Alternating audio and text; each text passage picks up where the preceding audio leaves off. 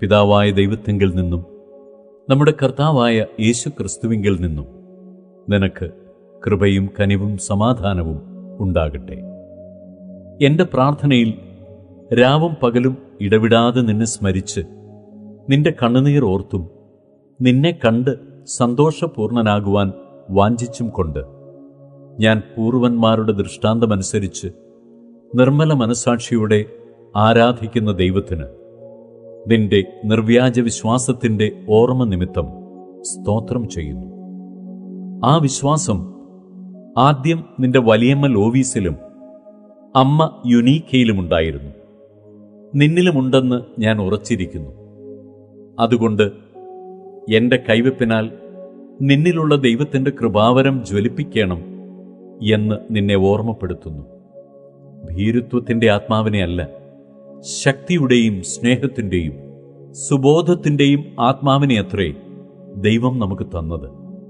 അതുകൊണ്ട് നമ്മുടെ കർത്താവിൻ്റെ സാക്ഷ്യത്തെയും അവൻ്റെ ബദ്ധനായ എന്നെയും കുറിച്ച് ലജ്ജിക്കാതെ സുവിശേഷത്തിനായി ദൈവശക്തിക്കൊത്തവണ്ണം നീയും എന്നോടുകൂടെ കഷ്ടം സഹിക്ക.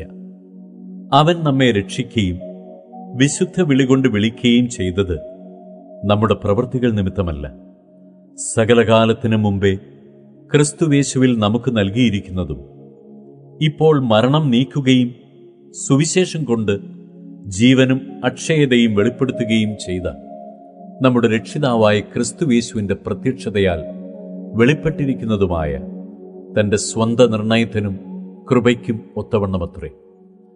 ആ സുവിശേഷത്തിന് ഞാൻ പ്രസംഗിയും അപ്പൊസ്തലനും ഉപദേഷ്ടാവുമായി നിയമിക്കപ്പെട്ടിരിക്കുന്നു. അത് നിമിത്തം തന്നെ ഞാൻ ഇതൊക്കെയും സഹിക്കുന്നു, എങ്കിലും ലജ്ജിക്കുന്നില്ല. ഞാൻ ആരെ വിശ്വസിച്ചിരിക്കുന്നു എന്നറിയുന്നു, അവൻ എൻ്റെ ഉപനിധി. ആ ദിവസം വരെ സൂക്ഷിപ്പാൻ ശക്തനെന്ന് ഉറച്ചുമിരിക്കുന്നു. എന്നോട് കേട്ട പഥ്യവചനം നീ ക്രിസ്തുവേശുവിലുള്ള വിശ്വാസത്തിലും സ്നേഹത്തിലും മാതൃകയാക്കിക്കൊള്ളുക. ആ നല്ല ഉപനിധി നമ്മിൽ അധിവസിക്കുന്ന പരിശുദ്ധാത്മാവിനാൽ സൂക്ഷിച്ചുകൊള്ളുക.